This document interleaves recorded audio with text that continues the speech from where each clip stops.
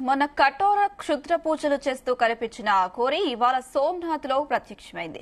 ఆమె వెంట వర్షిణి కూడా ఉంది. శ్రీ వర్షిణితో కలిసి సోమనాథ్ ఆలయంలో జ్యోతిర్లింగాన్ని దర్శించుకుంది. ఎవరేమన్నా 18 జ్యోతిర్లింగాలను దర్శించుకుంటామని ఆ ఘోరి ప్రకటించింది. మరోవైపు శనివారం అమావాస్య సూర్యగ్రహణం కావడంతో అఘోరి క్షుద్ర పూజలు చేస్తున్నట్టు తెలుస్తుంది. శ్రీవర్షిణిని పక్కన పెట్టుకుని క్షుద్ర పూజలు చేస్తున్నట్టు సమాచారం. శ్రీవర్షిణితో పాటు మరో 11 మంది అమ్మాయిలకు గోరి విద్య నేర్పిస్తున్నానని చెప్పింది అఘోరి. ఇప్పుడు సోమనాథ్ లో ప్రత్యక్షం కావడంతో మరోసారి అఘోరి వార్తల్లో నిలిచింది. ఫస్ట్ జ్యోతిర్లింగాన్ని దర్శనం చేసుకుని ఎంత చక్కగా జరిగింది దర్శనం. స్వామి అసలు శివయ్య అయితే ఎంత బాగున్నారంటే చాలా బాగున్నారు. సో ఫస్ట్ జ్యోతిర్లింగాన్ని దర్శనం చేసుకున్నాం కదా, నెక్స్ట్ ఉజ్జయిని వెళ్తున్నాము. అక్కడ వీడియో కూడా మీకు ఖచ్చితంగా పెడతాము. హర హర మహాదేవ్.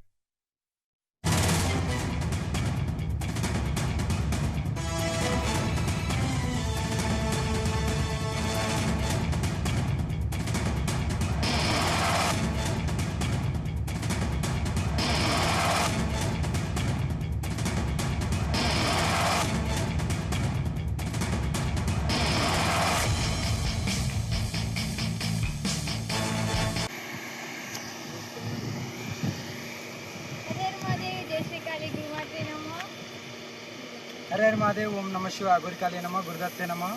సనాతన బంధువులకు, హిందూ బంధువులకు హర హర మహాదేవ్. ఈరోజు మేము సోమనాథ్కు చేరుకున్నాం. మంచిగా ఘనంగా మంచిగా ప్రశాంతంగా దర్శనం చేసుకొని ప్రజలు కూడా చాలామంది వచ్చారు. వచ్చి వాళ్ళని కూడా ఆశీర్వదించి ఇప్పుడు మేము మళ్ళీ బయలుదేరడం జరుగుతుంది ఉజ్జయిన్కు.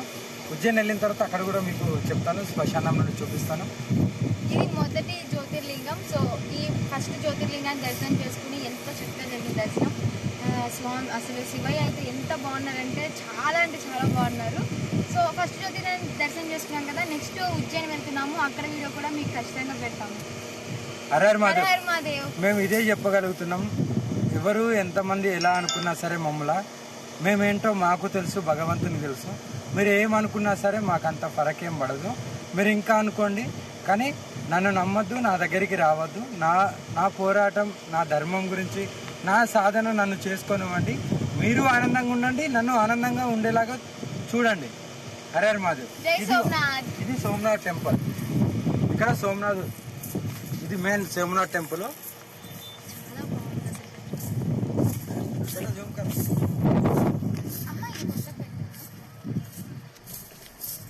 ఇది కొత్తగా 17 సార్లు ధ్వంసమైనా సరే ఇది మళ్ళీ మంచిగా ఇక్కడ ఆర్కిటెక్ట్ ఉన్నట్టు ఇంకెక్కడ ఉండదు. ఇంత మంచి పవిత్రమైన గుడి. మొత్తం సముద్రం ఉంటది.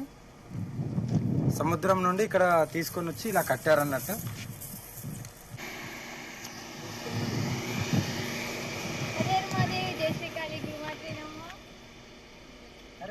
ఇదే అంశానికి సంబంధించి మరింత సమాచారం మా క్రైమ్ బ్యూరో చీఫ్ రవితేజ అందిస్తారు. రవితేజ, హైదరాబాద్ లో మాయమైపోయినటువంటి ఇద్దరు మళ్ళీ తిరిగి సోమనాథ్ టెంపుల్ దగ్గర ప్రత్యక్షమయ్యి సోమనాథ్ శివుడిని దర్శించుకొని అనంతరం ఒక వీడియో రిలీజ్ చేయడం జరిగింది. మొన్న శనివారం అమావాస్య సూర్యగ్రహణం సందర్భంగా ఏదైనా క్షుద్ర పూజలు జరిగి ఉండొచ్చు. ఆ క్షుద్ర పూజల్లో శ్రీవర్షిని కూడా ఉండవచ్చు అనేది కూడా తల్లిదండ్రులకు కొన్ని అనుమానాలు వ్యక్తమయ్యాయి. కానీ సడన్ గా మళ్ళీ సోమనాథ్ టెంపుల్ దగ్గర ప్రత్యక్షమయ్యి ఇద్దరు, ఇటు లేడీ అఘోరి, శ్రీవర్షిని ఇద్దరు కూడా మేము సోమనాథ్ టెంపుల్ కి చేరుకున్నాము. జ్యోతిర్లింగాల్లో 18 జ్యోతిర్లింగాల్లో మొదటి జ్యోతిర్లింగం సోమనాథ్ టెంపుల్ కి చేరుకున్నాము. దీని తర్వాత ఉజ్జయిన్ చేరుకుంటాము. వరుసగా దేశవ్యాప్తంగా ఉన్నటువంటి 18 జ్యోతిర్లింగాలని ఇలాగే దర్శనం చేసుకుంటారు. ఎవరు ఏమనుకున్నా, ఎవరు తమ పైన విమర్శలు చేసినా నేను పూర్తి స్థాయిలో అఘోరిగా మారబోతా ఉన్నాను. ఇది నా మొదటి అవతారం. ఈ 18 జ్యోతిర్లింగాల్లో అనేక అవతారాలు ఎత్తుతాను. నేను పూర్తి స్థాయిలో అఘోరిగా మారిపోయానంటూ కూడా శ్రీవర్షిని తనే ఒక వీడియోని చిత్రీకరించి రికార్డ్ చేసి తిరిగి సోషల్ మీడియాలో ఆ వీడియోను రిలీజ్ చేయడం జరిగింది. దాంట్లో శ్రీవర్షిని ఎక్కడ కూడా కిడ్నాప్ కి గురైనట్టు గాని, శ్రీవర్షిని బలవంతంగా అఘోరి తీసుకెళ్లి తనకు క్షుద్ర పూజలు, ఈ తాంత్రిక మంత్రాలు నేర్పించినట్టు ఎక్కడ కూడా తన మొహంలో గాని ఆ బాధ గాని ఆ భయం గాని కనిపించట్లేదు. తనే సొంతంగా మంగళగిరి పోలీస్ స్టేషన్ లో ఒక ఫిర్యాదు అందజేసి గత కొన్ని రోజులుగా నేను ఈ జీవితంపై విరక్తి పుట్టింది. ఒక పక్క బీటెక్ చదువుకుంటూనే పేరెంట్స్ ని వద్దనుకొని ఈ పెళ్లి పిల్లలు ఈ సంసారం అనే లైన్ లోకి నేను వెళ్లకుండా స్వేచ్ఛగా బతకాలనుకుంటున్నాను. నేను కూడా అఘోరిగా మారాలనుకుంటున్నాను. గతంలో తీసుకున్నటువంటి శిక్షణ నాకు సాటిస్ఫాక్షన్ గా అనిపించలేదు కాబట్టి ఈ లేడీ అఘోరి తన మాటలు విని తనతో పాటు కలిసి ప్రయాణం చేసి తనలాగే ధర్మం కోసం పోరాటం చేయాలనే ఒక ఆలోచనతో నా ఆలోచన మార్చుకొని నేను సొంతంగా ఇంట్లో నుంచి వచ్చేసాను. నాపై ఎన్ని విమర్శలు చేసినా, నన్ను పట్టుకోవాలని ఎన్ని ప్రయత్నాలు చేసినా నేను 18 జ్యోతిర్లింగాలు తప్పనిసరిగా దర్శనం చేసుకుంటాను. పూర్తి స్థాయిగా అఘోరి మాతగా అవతారం ఎత్తుతాను. ఇంకొంతమందికి కూడా శిక్షణ ఇవ్వడానికి కూడా సిద్ధంగా ఉన్నానంటూ కూడా శ్రీవర్షిని ఈ వీడియో రిలీజ్ చేయడం జరిగింది. నిన్న అమావాస్య నాడు ప్లానింగ్ ప్రకారంగా శ్రీవర్షిని తీసుకెళ్లి లేడీ అఘోరి ఏదైనా క్షుద్ర పూజలు నేర్పించి నరబలి లాంటి ఎలాంటి యాక్టివిటీస్ ఏదైనా పాల్పడి ఉండవచ్చా, 2 రోజుల పాటు అందుబాటులో లేకపోయేసరికి మొబైల్ అందరూ కూడా స్విచ్ ఆఫ్ ఉండేసరికి ఇక్కడ హైదరాబాద్ లో మాయమై సోమనాథ్ టెంపుల్లో ప్రత్యక్షమై సోమనాథ్ టెంపుల్లో దర్శనం పూర్తయింది. ఇప్పుడే దర్శనం పూర్తి చేసుకున్నామంటూ కూడా శ్రీవర్షిని ఈ వీడియో రిలీజ్ చేయడం జరిగింది. అనుష, అయితే రవితేజ మొన్న క్షుద్ర పూజలు చేసిన అఘోరి పైన అంటే ఆ ఘటనకు సంబంధించి ఏమైనా కేసులు నమోదయ్యాయా? వారి తల్లిదండ్రులు మంగళగిరి పోలీసులను మరోసారి అప్రోచ్ అయ్యి ఈ క్షుద్ర పూజల విషయము, శనివారము, అమావాస్య, సూర్యగ్రహణము ఇవన్నీ కూడా ఒకేసారి అరుదైనటువంటి సందర్భాల్లో కలిసి వచ్చాయి కాబట్టి దీని సందర్భంగా తన కూతురుపై ఏదైనా ప్రయోగాలు చేసి తన కూతురుని కేవలం నరబలి కోసమే తీసుకెళ్లి ఇలా వ్యవహరించవచ్చు అనేది కూడా కొన్ని అనుమానాలు వ్యక్తం చేస్తూ నిన్న శ్రీవర్షిని తల్లిదండ్రులు మరోసారి పోలీసులను కలిసి ఇమీడియట్ గా తమ పిల్లల్ని తమ కూతుర్ని తమకు అప్పగించాలి అంటూ కూడా పోలీసులను వేడుకున్నప్పటికీ పోలీసులు మాత్రం ఆ అమ్మాయి మేజర్ 18+ లో ఉంది కాబట్టి తను ఎవరితో వెళ్ళినా ఏ పర్పస్ పైన వెళ్ళినా తనే స్వయంగా నేను కిడ్నాప్ కి గురవ్వలేదు, నేను క్షేమంగానే ఉన్నాను, నేను కొన్ని మార్గాల్లో నడవబోతా ఉన్నాను, నాకు నా పేరెంట్స్ కావాలని రోడ్డుపైకి తీసుకొచ్చి నన్ను బదలాం చేసేటువంటి ప్రయత్నాలు చేస్తా ఉన్నారు, ఒకసారి తాళి కట్టారని, ఒకసారి ఇద్దరు ప్రేమించుకున్నారని, ఇంకొకసారి ఇద్దరు కావాలని ఇలా వ్యవహరిస్తా ఉన్నారంటూ కూడా రకరకాలుగా తమని డిఫైన్ చేసేటువంటి ప్రయత్నాలు చేస్తా ఉన్నారు. ఇవన్నీ నేనేం పట్టించుకోకుండా నా సంకల్పంతో నేను ముందుకు వెళ్తూ పూర్తి స్థాయిలో అఘోరిగా మారి 18 జ్యోతిర్లింగాలు పూర్తి చేసుకొని నా బీటెక్ ఎగ్జామ్స్ ఏవైతున్నాయో అవి కూడా వదిలిపెట్టకుండా వాటికి కూడా హాజరయ్యి నేను తప్పనిసరిగా ఎడ్యుకేషన్ కూడా పూర్తి చేస్తానంటూ కూడా శ్రీవర్షిని గతంలోనే ఈ విషయాన్ని మీడియా ముందు అఫీషియల్ గా తెలియజేసింది. ఇప్పుడు తను రిలీజ్ చేసినటువంటి వీడియోలో కూడా అదే విషయాన్ని తెలియజేస్తూ 18 జ్యోతిర్లింగాలు దర్శనం చేసుకున్న అనంతరం నేను నా ఇంటికి వెళ్తాను, నా తల్లిదండ్రులతో కలుస్తాను, అప్పటికి పూర్తి స్థాయిలో నేను అఘోరిగా మారిపోతానంటూ మాత్రం తను అఫీషియల్ గా ప్రకటించడం జరిగింది. అయితే రవితేజ శ్రీవర్షిని కాకుండా మరికొంతమంది అమ్మాయిలకు గోరి శిక్ష ఇస్తున్నాను అంటూ కూడా అఘోరి చెప్పింది. ఎక్కడైనా వర్షిని తల్లిదండ్రులు పెట్టినట్లు కేసులు ఏమైనా నమోదయ్యాయా? వర్షిని తల్లిదండ్రులు ఇచ్చినటువంటి ఫిర్యాదు పైన పోలీసులు ఇప్పటి వరకు కేసు నమోదు చేయలేదు. ఎందుకంటే శ్రీవర్షిని ఇంట్లో నుంచి బయటకు వచ్చినప్పుడే తనే పోలీసులకు ఒక ఫిర్యాదు అందజేసి నేను సొంతంగా బయటకు వెళ్తా ఉన్నాను, ఎవరు ఇన్ఫ్లుయెన్స్, ఎవరు బలవంతంగా నన్ను కిడ్నాప్ చేయలేదు, నేను ఇలా మారాలనుకుంటా ఉన్నాను కాబట్టి ఆ విషయాన్ని నేను తల్లిదండ్రులకు చెప్పి ఒప్పించి ఇక్కడి నుంచి కూడా బయలుదేరి నేను ఇంట్లో నుంచి వెళ్లిపోతున్నానంటూ మాత్రం క్లియర్ గా ఈ విషయాన్ని తను ముందస్తుగానే పోలీసుల దృష్టికి తీసుకెళ్లి పోలీసుల నోటీసులో పెట్టి పోలీసులకు ఈ ఫిర్యాదు అందజేసింది.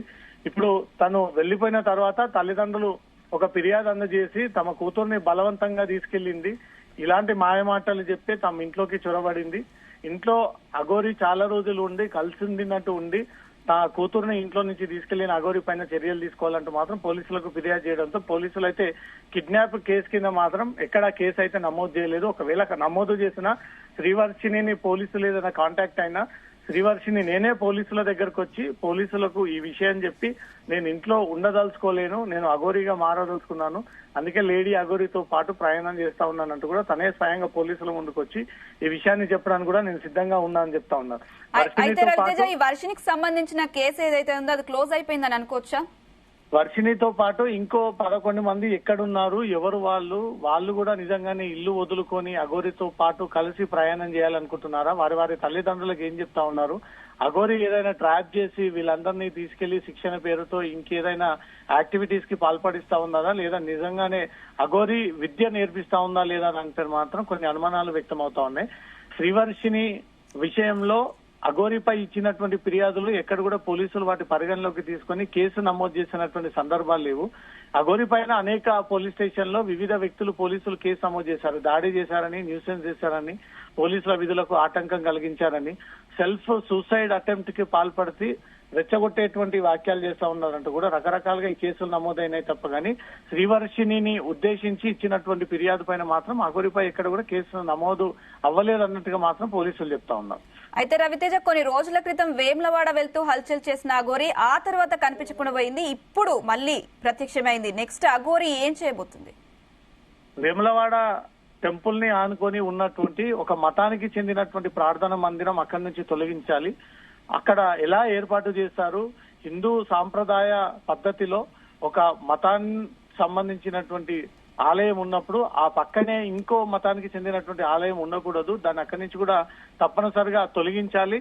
దాన్ని తొలగిస్తాను నేను, అందరూ కలిసి రావాలి అంటూ కూడా ఈ పిలుపునివ్వడము, అది తీవ్ర చర్చనీయాంశానికి దారితీయడము, అక్కడ ఉన్నటోరంతా కూడా వ్యతిరేకించి ఆ మతానికి చెందినటువంటి ప్రార్థన మందిని తొలగించేటువంటి ప్రయత్నాలు చేయడము, అడ్డుకోవడము, పోలీసులకు కంప్లైంట్ ఇవ్వడము, అక్కడ ఉన్నటువంటి రెవెన్యూ అధికారులకు సైతం ఫిర్యాదు అందజేయడము, ఇదంతా ఒక ఉద్యమం లాగా స్టార్ట్ అయింది. కానీ రెండు మతాల మధ్య ఏమైనా ఈ కమ్యూనిటీ ఇష్యూస్ మొదలైతే మాత్రం అది దేశవ్యాప్తంగా తీవ్ర అల్లర్లకు దారితీసేటువంటి అవకాశం ఉంది. కాబట్టి అఘోరిని వేములవాడ టెంపుల్ కి రాకుండా పోలీసులు అడ్డుకొని టోయింగ్ వెహికల్ తో తన వాహనాన్ని తీసుకెళ్లి అటు కమిషనరేట్ పరిధిలోకి రాకుండా దూరంగా వదిలి హైదరాబాద్ వెళ్లిపోవాలంటూ కూడా సూచించడం జరిగింది. అన్ని పరిస్థితులను, పరిణామాలను పోలీసులు ఎప్పటికప్పుడు పర్యవేక్షించి కేసు నమోదు చేసి హెచ్చరించినప్పటికీ మారట్లేదు, ఈ వ్యవహారానికి దూరంగా ఉండాలి అంటూ మాత్రం హెచ్చరించినప్పటికీ అఘోరిలో ఎలాంటి మార్పు అయితే రావట్లేదు. తనపై నమోదైనటువంటి కేసు విషయంలో మాత్రం ఇప్పటి వరకు ఎక్కడ కూడా పోలీసులు అఘోరిని విచారించినటువంటి సందర్భాలు లేవు. శ్రీవర్షిణి విషయంలో ఇచ్చినటువంటి ఫిర్యాదులపై కూడా ఎక్కడ కూడా పోలీస్ కేసులు నమోదు అవ్వలేదు అనుష. అయితే రవితేజ, సనాతన ధర్మం అంటూ హల్చల్ చేసిన అఘోరి ఇప్పుడు వర్షిణితో తిరుగుతూ కనిపించడాన్ని ఎలా చూడొచ్చు అంటారు? శ్రీవర్షిణి ఎలా పరిచయం అయింది, ఎలా శ్రీవర్షిణిని తీసుకెళ్లింది అనే దానిపై కూడా శ్రీవర్షిణి ఒక క్లారిటీ ఇచ్చింది. దానిపై లేడీ అఘోరి కూడా ఒక క్లారిటీ ఇచ్చింది. తను ఈ అఘోరి పరిచయం అవ్వక ముందు నుంచే 2 ఏళ్ల పాటు నేను అఘోరి అవతారం ఎత్తాలి, అఘోరిగా మారిపోవాలి, జీవితం అంటే ఇది కాదు, వివాహం, ఆ తర్వాత పిల్లలు, ఆ తర్వాత సంసారం, ఇలాంటివి కాకుండా వీటన్నిటికీ దూరంగా ఉండాలన్న ఆలోచనతో నేను ఆల్రెడీ అఘోరి శిక్షణ తీసుకున్నాను.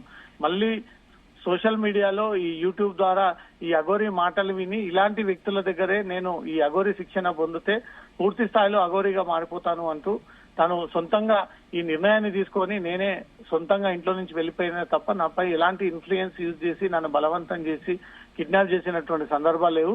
ఇప్పటికైనా పోలీసులు నన్ను అప్రోచ్ అయినా పిలిచినా నేనే స్వయంగా పోలీస్ స్టేషన్ కి వెళ్లి ఈ నిజాలన్నీ కూడా ఒప్పుకుంటాను.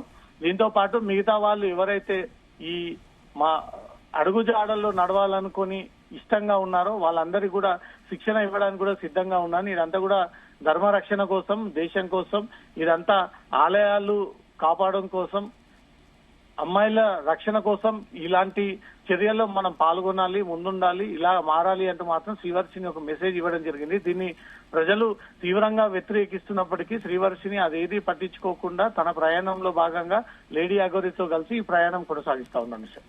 Right Raviteja, thank you.